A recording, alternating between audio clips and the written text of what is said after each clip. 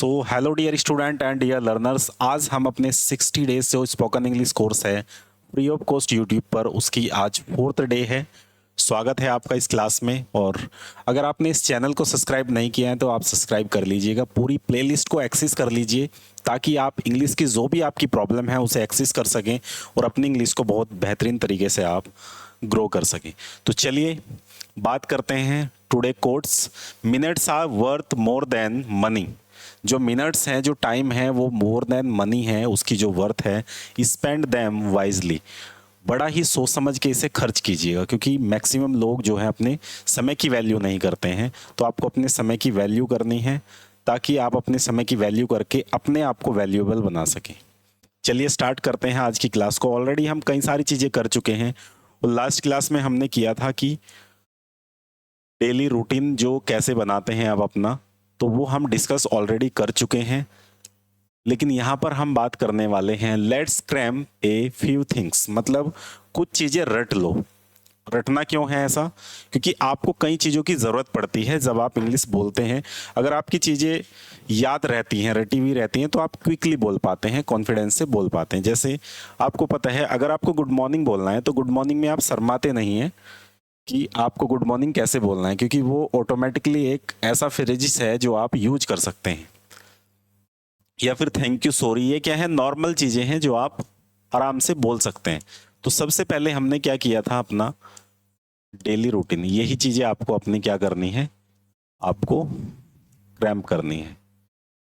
Daily routine in the sense कि आपको अपना जितनी भी डेली की चीज़ें, जो भी एक्टिविटी आप परफॉर्म करते हैं, वो एक्टिविटी आपको क्लियर कर लेनी है और वो याद कर लेनी है। उसका फंडा हमने क्या बताया था, स्ट्रक्चर जो बताया था आपको, सब्जेक्ट प्लस एक्शन की फर्स्ट फॉर्म प्लस ऑब्जेक्ट। इसमें ये बेसिक स्ट्रक्चर होता है आपके डेली रूटीन का।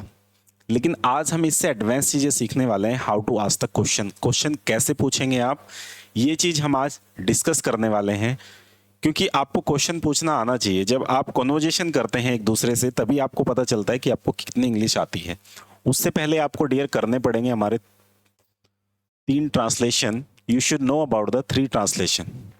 First thing is that Hindi to English, Hindi to English translation.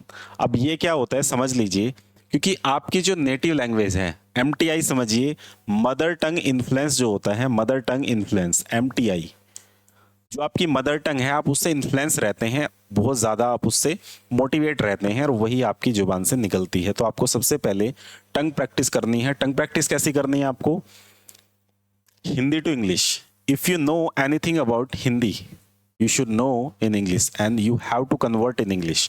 आपको पूरा इंग्लिश में कन्वर्ट कर देना है जितना आपको हिंदी में आता है। If you want to speak English, you have to change your thought process in English. अगर आप इंग्लिश सीखना चाहते हैं तो अपना थॉट प्रोसेस चेंज करना पड़ेगा आपको इंग्लिश में। तो ये चीज़ आप समझिए। इसीलिए आपको पहला ट्रांसलेशन जो करना है वो हिंदी टू इंग्लिश करना है। दूसरे ट्रांसलेशन की अगर आप बात करते हैं तो वो आपको करना है English to Hindi. Sorry for that, that is English to Hindi. साफ कर देते हैं, दोबारा से आपको लिखना है। पहला ट्रांसलेशन जो करना है वो हिंदी टू इंग्लिश करना है, और दूसरा जो करना है डियर, वो करना है आपको इंग्लिश टू हिंदी। अगर कोई चीज़ आपको इंग्लिश में है वो हिंदी में पता होनी चाहिए ताकि आप एग्जैक्ट मीनिंग निकाल सकें, क्योंकि एग्जैक्ट मीनिंग निकालना बड़ा ज़रूरी है। कई सारे बच्चों को इंग्लिश में कोई चीज़ें पता होती हैं बट एग्जैक्ट मीनिंग नहीं पता होता। जैसे परसेप्शन की बात करें तो काफ़ी सारे लोगों को क्लियर होता है कि परसेप्शन कुछ ऐसी चीज़ होती है जो पहले से मुझे पता है, लेकिन एग्जैक्ट वर्ड क्या होता है कि जो धारणा आपकी बन जाती है किसी के प्रति, दैट इज परसेप्शन। क्लियर? तो ये चीज़ आपको समझने की ज़रूरत है। थर्ड जो आपका ट्रांसलेशन होता है वो होता है English to English. Actually we all want to use this translation. This is your destination. आपको पहले थोड़ी मेहनत यहाँ करनी है, थोड़ी यहाँ करनी है, उसके बाद आपको मेहनत यहाँ करनी है।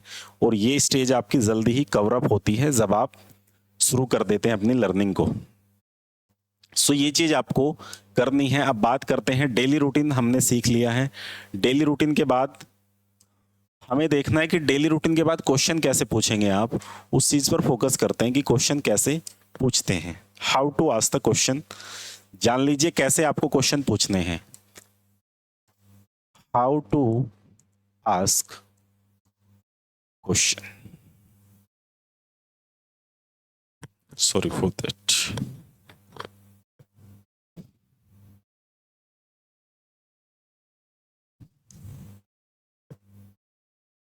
हाउ टू आस्क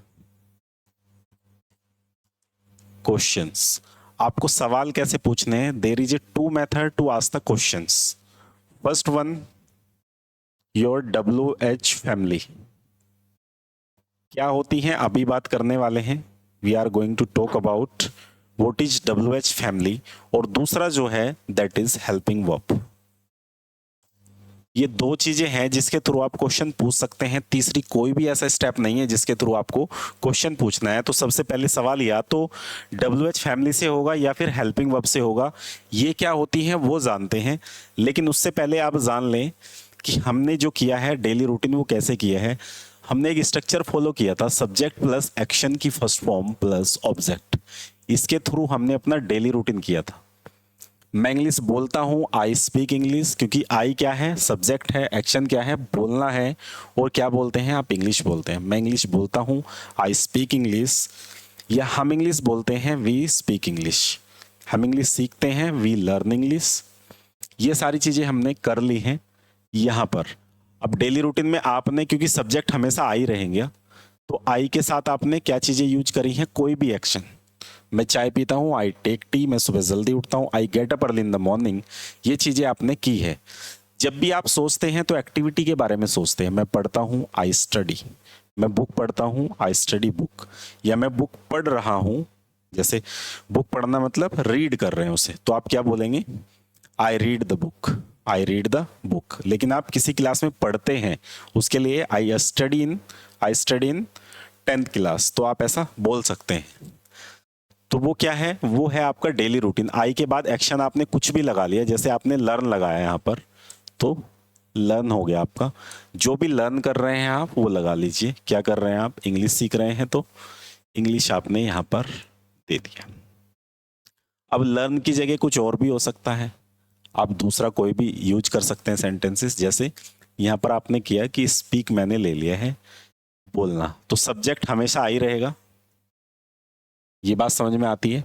अब बात यह है कि यहां पर इंग्लिश है तो इंग्लिश लिख दिया आपने, तो आई स्पीक इंग्लिश, तो सब्जेक्ट क्या है, हमेशा एक ही सब्जेक्ट है। ये चीज आपको ध्यान रखनी है कि सब्जेक्ट जो है वो एक ही निकल के आ रहा है। क्लियर। अब बात दूसरी आती है कि यहां तो ये चीजें आपने कर ली हैं। ये चीजें कैसे कर ली हैं, क्योंकि आप जितना भी डेली रूटीन का काम करते हैं वो सब इसी स्ट्रक्चर के थ्रू होगा। जैसे मैं स्कूल जाता हूँ, आई गो टू स्कूल। इसके अलावा आप ये नहीं करेंगे I am go to school, नहीं, क्योंकि इज एम आर जो है वो अलग तरीके से यूज होता है। ये बात हमें समझने की जरूरत है। अब समझ लेते हैं हम टाइम फ्रेजेस कितने टाइप का होता है। नेक्स्ट, ये ज़्यादा इंपॉर्टेंट है, बड़े ध्यान से समझना है कि टाइम फ्रेजेस कितने टाइप का होता है। तो ये मैंने ले लिया है यहाँ पर आपका टाइम फ्रेजेस। देख लेते हैं कितने टाइप का होता है, तो यहां देख लेते हैं। क्लियर। सो टाइम फ्रेजेस, अगर टाइम की आप बात करते हैं तो टाइम वही है डियर जिसे आप टेंस बोलते हैं। टेंसेस का पार्ट जो है वो टाइम कवर करता है। तो यहां पर तीन तरीके से आपको टाइम को डिनोट करना है। कैसे, फर्स्ट आपका प्रेजेंट है, तो आपको प्रेजेंट की बात करनी है, ठीक है। उसके बाद पास्ट की बात आप करेंगे, या फिर आप फ्यूचर के लिए बात करते हैं, फ्यूचर। इनके चार चार पार्ट होंगे, वो हम बाद में बात करेंगे कि चार पार्ट कौन से होते हैं। लेकिन अभी हमें समझने की जरूरत है कि ये तीनों क्या है। टाइम फ्रेजेस तीन टाइप का होगा हमारा, प्रेजेंट, पास्ट एंड फ्यूचर। आप ऐसा समझिए, this is the 4 finger technique. 4 finger technique क्या कहती है, ये चारों जो हैं, हर टेंसेस के 4 पार्ट हैं। 1 फिंगर में 3 हमारे पार्ट्स होते हैं, 3 ब्लॉक होते हैं। Think about that. First thing is that present, past and future. Present, past, future, present, past, future. और ये 4 फिंगर जो है, 4 फिंगर टेक्निक क्या कहती है, ये सारे टेंसेस आपको सिखा देती है। पहला जो है डियर, ये है simple, continuous, perfect, perfect, continuous. Simple आपको याद करना है, simple, continuous, perfect, perfect, continuous. अगर ये वाला पार्ट की बात करूं तो ये प्रेजेंट था ना, प्रेजेंट पास्ट फ्यूचर। तो जब मैं सिंपल करूंगा तो present simple, past simple, future simple. यहाँ पर present continuous, past continuous, future continuous. Simple इसकी बात करें अगर, तो यहाँ पर present perfect, past perfect, future perfect. Present perfect continuous, past perfect continuous, और यहाँ पर आपका फ्यूचर परफेक्ट कॉन्टिन्यूअस। अब इन चीज़ों को स्पोकन में कैसे यूज़ करेंगे, सबसे बड़ा टास्क ये है। तो फर्स्ट आप यहाँ समझ लीजिए, प्रेजेंट जो है इसमें यूज़ होगा डू एंड डज। मतलब डू एंड डज यूज होगा जब आप प्रेजेंट की बात करेंगे। और चारों में से किसकी, सिंपल की बात कर रहे हैं, अभी सिंपल की बात हम कर रहे हैं। इसमें डू डज यूज होगा, इसमें डिड यूज होगा। अब ये डिड क्या है, डू डज क्या है, और इसमें विल यूज होगा। फ्यूचर में हर जगह विल यूज होगा, तो इसमें कोई कंफ्यूज होने की जरूरत नहीं है। First you need to understand what is the use of do and does. ये क्या है, इसे बोलते हैं हम हेल्पिंग वर्ब। किसी सेंटेंस को बनाने के लिए ये यूज होती हैं। लेकिन आपको सिंपल प्रेजेंट में याद रखना है। डू डज कंसेप्ट देखते हैं क्या होता है एक्चुअल में। अभी हमने एक स्ट्रक्चर पढ़ा था जिसमें क्या था, कोई भी सेंटेंस बनाना हो तो subject plus action plus object लगता है। इस चीज को आप गौर से समझिए। देन आपको क्या करना है, सब्जेक्ट की बात कर लेते हैं। सब्जेक्ट हमारे या तो आई होगा, यू होगा, वी होगा और दे होगा, जिसे हम प्लूरल बोलते हैं। सिंपल आपको बात करनी है। अब बात करते हैं दूसरा कि जब हम थर्ड पर्सन की बात करते हैं तो ही, सी, इट, या फिर किसी का नेम मैंने यहां पर राम लिया है, हमें करना है डू डज कंसेप्ट। तो सिंपल इतना सा समझिए यहां पर कि यहां मैं डू लगाऊंगा। इस वाले फ्रेजिस पर क्या लगाना है आपको डियर, डू लगाना है। और अगले वाले में लगाना है डज। यहां पर आपने लगाया डू और यहां पर आपने लगाया डज। इतनी बात तो समझ में आ गई कि सर डू डज लगाया, इसका मतलब ये प्रेजेंट की बात हो रही है। Yes, we are going to talk about present. Present tense का सिंपल पार्ट हम कवर कर रहे हैं। क्लियर। अब ये कैसे लगाना है वो समझ लीजिए। सबसे पहले आपको समझना पड़ेगा कि how to ask the question. Question कितने टाइप के होते हैं और कैसे पूछे जाते हैं। दो टाइप से पूछे जाते हैं, हेल्पिंग वर्ब से और दूसरा डब्ल्यू एच फैमिली से। तो उसके लिए आपको 6 वे समझने पड़ेंगे। 6 वे होते क्या है वो समझ लीजिए बस। अगर ये आप समझ जाते हैं तो आप आगे इजी तरीके से सेंटेंसेस बना पाएंगे। तो फर्स्ट थिंग क्या है,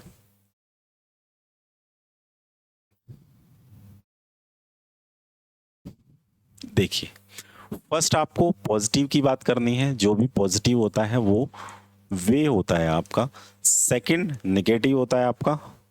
जो वे है, किसी भी बात को बोलने के 6 वे होंगे। First positive, second negative. Positive मतलब आप जैसे बोलते हैं कि मैं स्कूल जाता हूं, मैं इंग्लिश सीखता हूं, मैं बोलता हूं, मैं लिखता हूं, मैं वहां जाता हूं, मैं उससे मिलता हूं। तो सिंपल ये पॉजिटिव बात है। लेकिन आप अगर वो काम नहीं करते तो दैट इज निगेटिव। तो वहां पर निगेटिव बात होती है, तो उसे बोलते हैं आप निगेटिव सेंस। 6 वे में से थर्ड वे जो होता है वो होता है इंटेरोगेटिव। तो ये बात आपको समझनी है, इंटेरोगेटिव ये भी पॉजिटिव होगा, है ना। ये इंटेरोगेटिव पॉजिटिव। और उसके बाद होगा चौथा जो बात करेंगे आप, वो होगा इंटेरोगेटिव नेगेटिव। तो ये 4 वे हो गए। फर्स्ट वाला क्या है, इंटेरोगेटिव, जिसका आंसर आप यस और नो में दे दें, दैट इज इंटेरोगेटिव पॉजिटिव। और जिसका ये दोनों ही इंटेरोगेटिव का मतलब ये है, अगर पॉजिटिव होगा तो उसका आंसर भी यस नो में दिया जा सकता है, और नेगेटिव होगा उसका आंसर भी यस नो में दिया जा सकता है। सिंपल बात है। लेकिन पॉजिटिव में हेल्पिंग वर्ब पहले आएगी और बात पॉजिटिव होगी। जैसे क्या आप इंग्लिश बोलते हैं, क्वेश्चन क्या से शुरू होगा अगर हिंदी की बात करते हैं आप। और यहाँ पर क्या नहीं, क्या आप स्कूल नहीं जाते हैं, तो नहीं आया है, तो इसलिए इंटेरोगेटिव निगेटिव है। अब बात आती है रीजन पॉजिटिव की। जो फिफ्थ है आपका वो होता है रीजन पॉजिटिव। रीजन का मतलब कारण है, कि कारण पूछ रहा है कि आप क्यों करते हैं किसी काम को। कारण पूछा जाता है वाई से, आप क्यों करते हैं किसी काम को, तो वो फिफ्थ में आ जाएगा। 6 की बात करें तो रीजन निगेटिव, क्यों नहीं करते हैं किसी काम को। अब इन्हें डिटेल से समझेंगे हम, तो बने रहिएगा आप। क्या करना है आपको, रीजन निगेटिव यहां पर आपको लेना है जी। रीजन निगेटिव यहां पर आ जाता है क्या, कि आपको रीजन निगेटिव बताना है कि आप वो काम क्यों नहीं करते हैं। जब क्यों आएगा तो आप समझिए कि रीजन आया है। अगर क्यों के साथ नहीं नहीं है तो फिर पॉजिटिव है, और नहीं आया क्यों नहीं करते तो निगेटिव है। ये बात आपको समझनी है। अब इन्हें हम डिटेल से आगे समझते हैं अगली स्लाइड में। नेक्स्ट करते हैं। अब बात आती है, इसे एग्जाम्पल से समझते हैं कि 6 वे कैसे बनेंगे। किसी भी सिचुएशन के 6 वे बना लेते हैं। जैसे आप कोई भी सिचुएशन दीजिए, जैसे आप स्टार्टिंग में कोई भी क्वेश्चन बना सकते हैं जो 6 वे का बनता है। जैसे मैं स्कूल जाता हूँ, या मैं इंग्लिश सीखता हूँ, मैं इंग्लिश बोलता हूँ, मैं क्रिकेट खेलता हूँ, आप ऐसा बात कर सकते हैं। सो अगर आप बोलते हैं मैं क्रिकेट खेलता हूँ, तो आई सिंपल स्ट्रक्चर कौन सा यूज करेंगे आप? सबसे पहले स्ट्रक्चर की बात कर लेते हैं। स्ट्रक्चर कौन सा यूज करेंगे आप? डियर, स्ट्रक्चर यूज करेंगे आप सिंपल यहां पर सब्जेक्ट प्लस एक्शन की फर्स्ट फॉर्म एस या ईएस प्लस यहां पर ऑब्जेक्ट। अब ये एस ईएस कहां से आया है सर? एस ईएस समझ लीजिए कहां से आया है। यहां पर सिंपल चीज समझनी है। हमने सब्जेक्ट की बात जो की थी वो आई यू वी और दे की थी, और इसके अलावा मैंने ही सी इट और किसी का नेम, यहाँ पर नेम किसी का भी हो सकता है। इस बात पर बिल्कुल भी आपको ज़्यादा फोकस नहीं करना है। अगर बात इनकी है तो एस ई एस नहीं लगेगा, अगर बात इनकी है तो एस या ई एस आप लगा सकते हैं। ये बात आपको समझनी है। अब सिंपल बात कर लेते हैं कि मैं क्रिकेट खेलता हूँ, तो क्या आएगा? यहाँ पर आएगा आई की बात आएगी, तो आई के साथ आपको एस ई एस लगाना नहीं है, तो क्या करेंगे आप? आई और यहाँ पर फॉर्मूले के हिसाब से play cricket. I play cricket, मैं क्रिकेट खेलता हूं। दूसरी बात आती है कि सर आपने बोला था कि प्रेजेंट में इस वाले स्ट्रक्चर में डू डज का यूज करेंगे। हम डू डज का स्टडी कर रहे हैं, तो स्टडी हम डू डज की कर रहे हैं, लेकिन पॉजिटिव सेंटेंस में डू डज नहीं लगता है। When you are making the positive sentence never use do and does. ये बात बिल्कुल अपने दिमाग में बिठा लीजिए।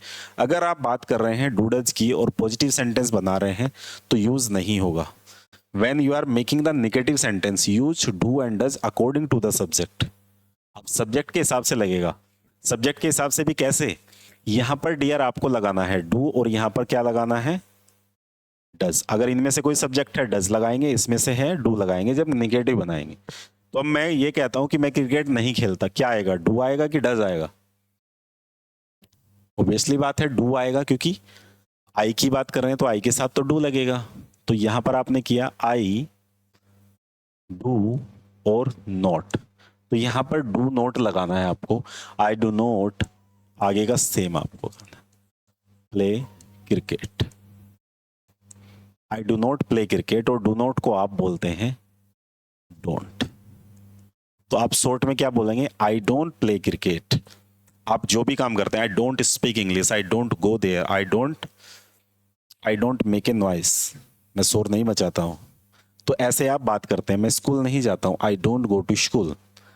क्लियर? मैं खाना नहीं बनाता हूं, I don't make a food. मैं उससे नहीं मिलता हूं, I don't meet to him. Simple आप ऐसी बात करते हैं। अब यहां तक दो वे आपके हो गए हैं, पहला पॉजिटिव है, दूसरा निगेटिव है। तीसरी हमने बात की थी, अगर आपको याद है तो, इंटेरोगेटिव पॉजिटिव। इंटेरोगेटिव का मतलब हेल्पिंग वर्ब पहले आएगी, तो सिंपल हम हेल्पिंग वर्ब को लेते हैं पहले। हेल्पिंग वर्ब को लेते हैं हम फर्स्ट में। चलिए जी, यहां पर करते हैं डू। सो डू कैसे आएगा? डू क्योंकि हेल्पिंग वर्ब है तो पहले आ गई। अब बात कर रहे हैं क्या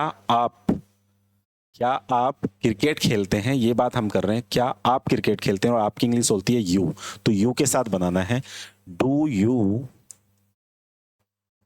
यू प्ले क्रिकेट। और ये क्वेश्चन है तो क्या आएगा?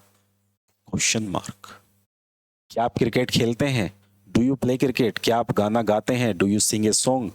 क्या आप मार्केट जाते हैं? Do you go to market. क्या आप स्कूल जाते हैं? Do you go to school. Simple ऐसे क्वेश्चन आपको करने हैं। सिंपल क्वेश्चन आप यहां से कर सकते हैं। अब मुझे बताइए इसका आंसर कैसे देंगे? डू यू प्ले क्रिकेट, तो आपके दो ही आंसर हो सकते हैं, यस आई प्ले क्रिकेट, या फिर यह मैं नहीं खेलता, no I don't play cricket. तो इसका आंसर आपको सिंपल देना है, कहीं से नहीं देखना, सिर्फ यही फोकस करना है, दैट इज आंसर। यस और नो के साथ में आप आंसर देंगे। अगर खेलते हैं तो क्या करेंगे? यस आई प्ले क्रिकेट, और नहीं खेलते हैं तो आप क्या करेंगे? No I don't play cricket, simple आप बात करेंगे। अब बात करते हैं हम नेक्स्ट।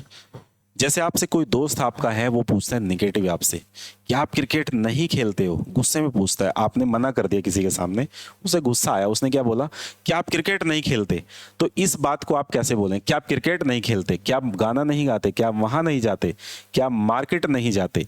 इस बात को सिंपल आप बात करते हैं यहां से डू नॉट से, और डू नॉट को शॉर्ट में बोलते हैं डोंट। ये हमने पहले ही सीख लिया है। डोंट यू प्ले क्रिकेट, क्या आप क्रिकेट नहीं खेलते? क्या आप क्रिकेट नहीं खेलते हैं? तो सिंपल आपने पूछ लिया। अब आपका आंसर क्या होगा? आपका आंसर सेम ही होगा, लेकिन अकॉर्डिंग टू सिचुएशन होगा। ये बात आपको ध्यान रखनी है। आप आंसर तो यही देंगे आई प्ले क्रिकेट, लेकिन ये आप नो के साथ देंगे। अभी समझाता हूं कैसे, लेट मी एक्सप्लेन। और ये यस के साथ आप निगेटिव आंसर देंगे। कैसे देंगे वो समझ लेते हैं। जब आपसे कोई भी पूछेगा, आप सोचने की बात यह है कि जब आपसे कोई भी पूछेगा, जैसे किसी ने पूछा don't you go to school, क्या आप स्कूल नहीं जाते? लेकिन आप स्कूल जाते हैं, तो आप क्या बोलेंगे? No I go to school, नहीं मैं स्कूल जाता हूं। जैसे क्या आप खाना नहीं बनाते? तो आपने बोला yes I don't make food, हाँ मैं खाना नहीं बनाता हूं, मेरी मम्मी खाना बनाते हैं, माई मदर मेक्स फूड। क्या बात करेंगे आप? हाँ मैं खाना नहीं बनाता हूं, क्योंकि आपने क्या किया, उसने जो क्वेश्चन है वो उल्टा पूछा है। डोंट यू मेक फूड, क्या आप खाना नहीं बनाते हैं? आपने बोला yes you are right, I am not make food, I don't make food, my mother makes food, क्योंकि मेरी मम्मी खाना बनाती है। तो सिंपल इसका आंसर ऐसे देना है, यस और नो के साथ में आपको। अगर अभी भी समझ में नहीं आया तो अपने आप से एक सवाल पूछिए जो नेगेटिव है। जैसे आप स्कूल जाते हैं, अगर आप स्टूडेंट हैं, आप एम्प्लॉय हैं, तो आप कहाँ जाते हैं? ऑफिस जाते हैं। आपसे कोई पूछता है नहीं में, क्या आप ऑफिस नहीं जाते हैं? तो आप सिंपल यहाँ क्या बात करेंगे कि मैं ऑफिस जाता हूं। आप तो जाते हैं ना, तो पहले उसे मना करना है आपको कि नहीं मैं ऑफिस जाता हूं। उसने पूछा क्या है, don't you go to office, तो आपने बोला no I go to office, नहीं मैं ऑफिस जाता हूं। अगर स्टूडेंट है, किसी ने आपसे पूछा क्या आप स्कूल नहीं जाते, तो आपने बोला no I go to school, नहीं मैं स्कूल जाता हूं। और अगर आप एक्चुअल में नहीं जाते तो आप क्या बोलेंगे? Yes I don't go to school, हाँ मैं स्कूल नहीं जाता। तो सिंपल आप उसकी बात से अगर यस किया आपने, तो एग्री कर रहे हैं आप कि आप वो काम नहीं करते। चलिए नेक्स्ट देखते हैं। रीजन पॉजिटिव क्या है वो हम देख लेते हैं। रीजन पॉजिटिव, रीजन पॉजिटिव क्या है? जिसमें वाई लगता है। वाई का मतलब ये है डियर कि आप कोई काम क्यों करते हैं, ये आपको देखना है। आप कोई काम क्यों करते हैं? जैसे आप क्रिकेट क्यों खेलते हैं? Why do you play cricket, Y do you play cricket. और क्यों नहीं खेलते हैं? तो सिंपल, इसमें कुछ भी चेंज नहीं है, सिर्फ वाई लगा है। डू वाला ये जो है इंटेरोगेटिव पॉजिटिव रखा गया है, और इंटेरोगेटिव निगेटिव भी नीचे रखा गया है। तो don't you play cricket, don't you play cricket, simple आपने बात की। तो यहां पर एक समझने की बात यह है कि आप क्रिकेट क्यों नहीं खेलते हैं या क्यों खेलते हैं। सिंपल यहां पर आप समझ लीजिए। कैसे समझना है वो जान लीजिए। यहां पर जब आप वाई लगाते हैं तो वाई के साथ ये इसे बोलते हैं हम WH फैमिली वर्ड।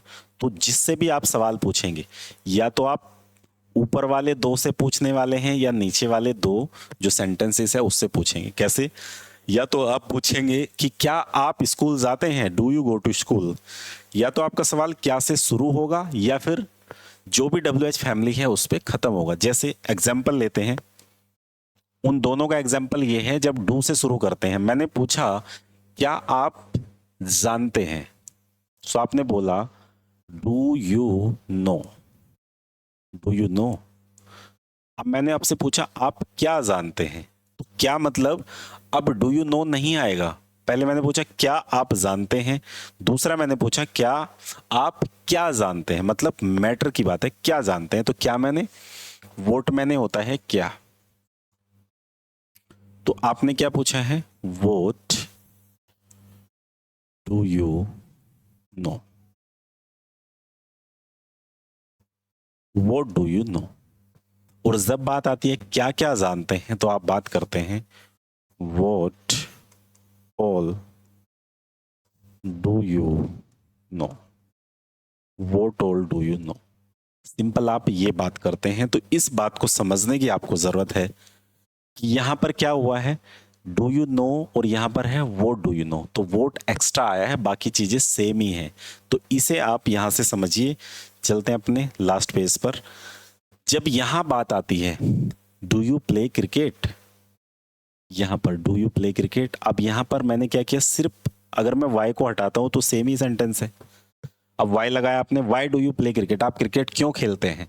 मैंने पूछा आप क्रिकेट कैसे खेलते हैं, तो हाउ मैंने, कैसे आता है, कैसे खेलते हैं, तो कुछ नहीं करना, वाई को हटाना है, हाउ को लगाना है। How do you play cricket, आप किसके साथ क्रिकेट खेलते हैं। सो विद होम मैंने होता है। WH फैमिली बाद में करने वाले हैं, लेकिन आप समझ लीजिए कि यूज कैसे है। विद होम, विद होम का मतलब होता है किसके साथ, किसके साथ, आप किसके साथ क्रिकेट खेलते हैं। तो क्या आएगा, with home do you play cricket, with home do you play cricket. तो सिंपल विद होम यहां पर आ जाएगा वाई की जगह, और यहां पर भी वाई की जगह रिप्लेस कर सकते हैं। जैसे आप स्कूल क्यों जाते हैं, why do you go to school. आप इंग्लिश क्यों बोलते हैं, why do you speak English. आप मार्केट क्यों जाते हैं, why do you go to market. Clear. तो जितने भी आपकी प्रैक्टिस है वो प्रैक्टिस करनी है, क्योंकि English all about the practice game, ये बात आपको समझनी है। इस बात को समझने के बाद डियर आप इंग्लिश को अच्छे से बोल पाएंगे। तो आपका होमवर्क आज का जो है वो है अपना डेली रूटीन कमेंट बॉक्स में ज़रूर करिए। अगर आपको ये लेक्चर अच्छा लगा है तो अपने डेली रूटीन का कोई भी सेंटेंस जो आप ज़्यादा लाइक करते हैं, तो उस सेंटेंस को आप कमेंट बॉक्स में लिखिए, कमेंट करिए, अपना नेम ज़रूर लिखिए। आप किस कोने से इस वीडियो को देख रहे हैं भारत के, तो जल्दी से आप लिखिएगा। आपका जो होमवर्क है वो है आपको 10 क्वेश्चन रेडी करने हैं, जो आप पूछ पाए किसी से या आप कर पाए। वो किसी से भी हो सकते हैं, डू से हो सकते हैं, या फिर वो WH फैमिली से हो सकते हैं। जितना आपने सीखा है उससे क्वेश्चन बना के ज़रूर रखिएगा, और नेक्स्ट वीडियो को ज़रूर देखिएगा। नोटिफिकेशन ऑन कर दीजिए ताकि आपको नेक्स्ट वीडियो का नोटिफिकेशन आ जाए। इस पूरी सीरीज को ज़रूर देखें, क्योंकि ये वीडियो बहुत ज़्यादा वैल्यूएबल है और ये सीरीज़ आपको काफ़ी कुछ सिखाएगी। ट्रस्ट रखिएगा, आगे बहुत सारी चीज़ें इसमें ऐसी आने वाली हैं जो आपकी इंग्लिश को थोड़ा एडवांस लेवल पे लेके जाएंगी। अभी हम फाउंडेशन को कर रहे हैं, क्योंकि आपको सबसे पहले रूट पर फोकस करने की ज़रूरत है। We need to focus on roots, don't focus on fruits. पहले रूट्स पर फोकस करिए, फ्रूट्स की चिंता मत करिए। जब रूट बढ़िया होगा तो फ्रूट अपने आप अच्छे आएंगे। सो मिलते हैं आपको नेक्स्ट लेक्चर में। Thank you so much watching this lecture. Have a good day.